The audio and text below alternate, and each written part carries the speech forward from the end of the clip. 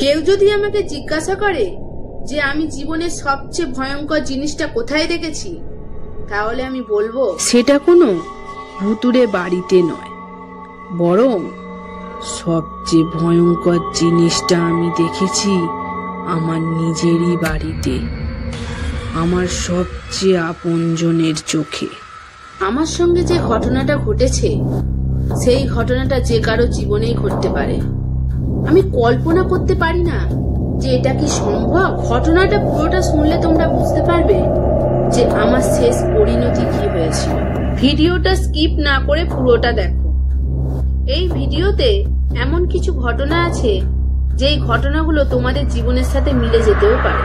ভিডিওটা যদি ভালো লাগে অবশ্যই লাইক আর সাবস্ক্রাইব করে গল্প টাইমের পাশে থেকো, এরকম ভয়ঙ্কর ভয়ঙ্কর ঘটনার সাক্ষী হতে।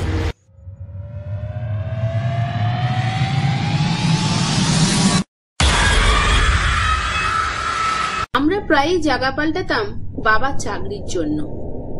নতুন পরিবেশ, নতুন জায়গা, এইটা যেন আমাদের জীবনের একটা অংশ হয়ে দাঁড়িয়েছিল। এবার বাবার এক প্রত্যন্ত গ্রামে বদলি হলো।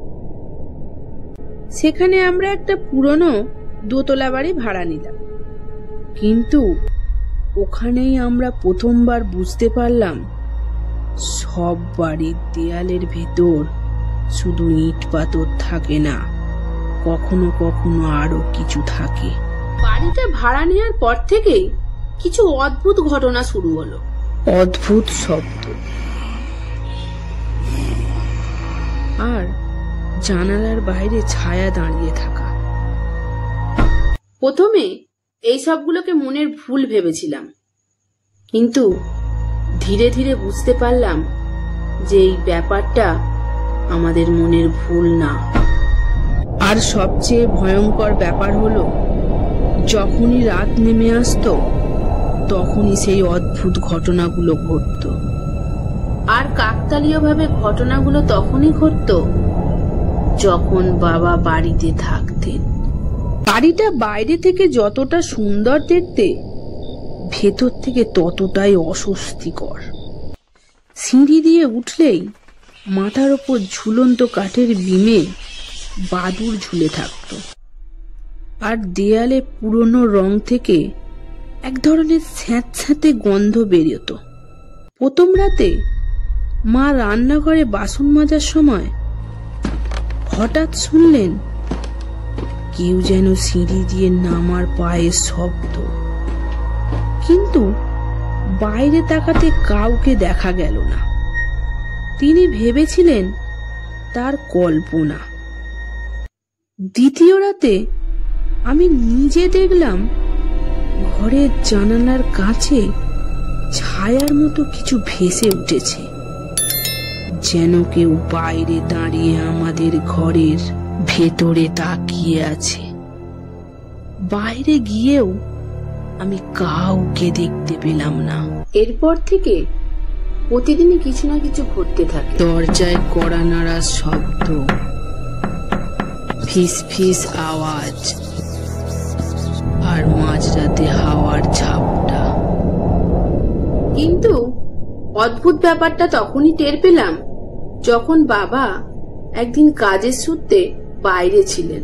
সেদিন পুরো রাতটা শান্তিপূর্ণ কেটেছিল। না কোনো আওয়াজ, না কোনো ছায়া, কিছুই ছিল না। কিন্তু বাবা ফিরে আসার পর দিন রাত থেকে আবার শুরু হলো অস্বাভাবিক ঘটনা। মনে হচ্ছিল এই বাড়িটা ভূতের বাড়ি নয়, বরং বাবার সাথে সেই ভয়ের ছায়া জড়িয়ে আছে। বাবা বাড়ি ফিরতেই যেন চারপাশের পরিবেশ বদলে যেত। দিনের বেলায় সব স্বাভাবিক, কিন্তু রাত নামলেই বাড়িটা যেন নিঃশ্বাস ফেলতে শুরু করত। একদিন মা টের পেলেন বাবা মাঝরাতে ঘুমের মধ্যে উঠে দাঁড়িয়ে আছে। তার চোখ বন্ধ, কিন্তু ঠোঁটটা নড়ছে, যেন কারোর সাথে কথা বলছে। মা ভয়ে আমাকে ডাকতে চেয়েছিলেন, কিন্তু কেমন যেন এক অদৃশ্য ভয়ের গ্রাসে তার কণ্ঠটাই শুকিয়ে গিয়েছিল। এরপর আমার পালা। এক রাতে ঘুম ভেঙে দেখি আমার ঘরের দরজায় ফাঁক দিয়ে আলো পড়ছে। বাইরে বেরিয়ে দেখি বাবা সিঁড়ির মাথায় দাঁড়িয়ে আছে, কিন্তু আশ্চর্য, তার চোখ দুটো বন্ধ, অথচ মুখে ফিস ফিস আওয়াজ। মনে হচ্ছিল অচেনা কোনো ভাষায় কিছু বলছে। আমি ভয়ে কিচ্ছু বললাম না। সেই রাতের পর থেকেই আমার বাবার চোখের দিকে তাকাতে ভয় লাগতে শুরু করলো। দিনের বেলায় বাবা আগের মতনই হাসি খুশি থাকতেন আর আমাদের সঙ্গে গল্প গুজব করতেন, কিন্তু রাতে এক অন্য মানুষ। এক রাতে হঠাৎ তীব্র শব্দে আমার ঘুম ভাঙল। উঠেই দেখি সিঁড়ির নিচে একটা চেয়ার উল্টে পড়ে আছে, আর বাবা সেটার পাশেই দাঁড়িয়ে নিস্তব্ধে তাকিয়ে আছেন। এবার স্পষ্ট দেখলাম যে অন্ধকারে লালচে জল জল করছে বাবার দুটি চোখ। আমার বুকটা কেঁপে উঠল। আমি আস্তে করে ডাকলাম, বাবা, ও বাবা। তিনি ধীরে ধীরে আমার দিকে ফিরলেন, মুখে একটা হালকা হাসি, কিন্তু সেই হাসি আমার চেনা বাবার নয়। তিনি ফিস ফিস করে বললেন, তুই জেগে আছিস, ভালোই হয়েছে। আমার হাত পাটা ঠান্ডা হয়ে গেল। যেন মনে হচ্ছিল সামনে দাঁড়ানো মানুষটা আমার বাবা নন, একেবারেই অন্য কেউ। একদিন বাইরে প্রবল ঝড় হচ্ছিল, প্রবল আকাশ ডাকার শব্দ, চারিদিকটা পুরো অন্ধকার। এবার আমি শুনলাম বাবা এক অদ্ভুত গলায় কথা বলছে,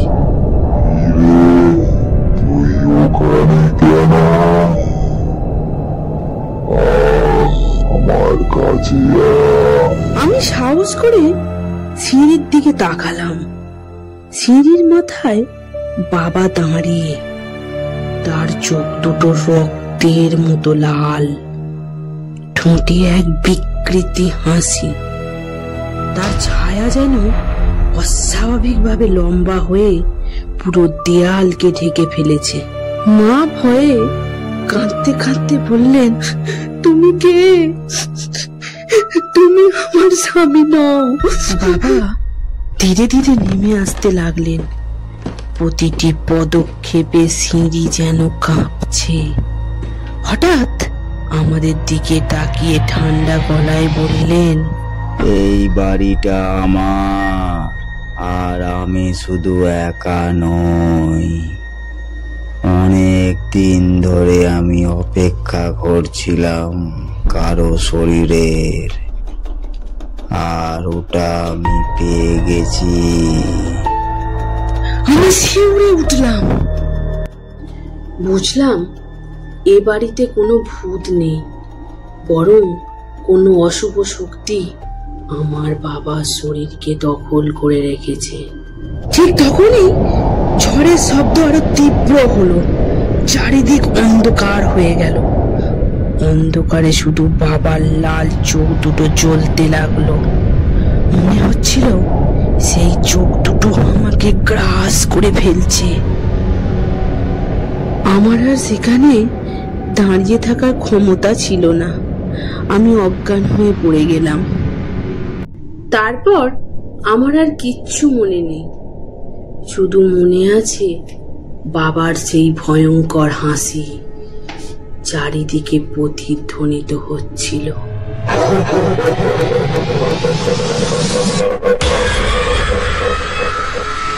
এরপর আমি বুঝেছিলাম যে ভূত সবসময় বাড়ির বাইরে থাকে না, কখনো কখনো আমাদের সবচেয়ে প্রিয় মানুষের শরীরেও লুকিয়ে থাকে। ভিডিওটা কেমন লাগলো অবশ্যই কমেন্টে জানিও। আর যদি ভালো লাগে লাইক সাবস্ক্রাইব করে গল্প টাইমের পাশে থেকো। আমি আবার তোমাদের জন্য ভয়ঙ্কর ঘটনা নিয়ে খুব তাড়াতাড়ি হাজির হব।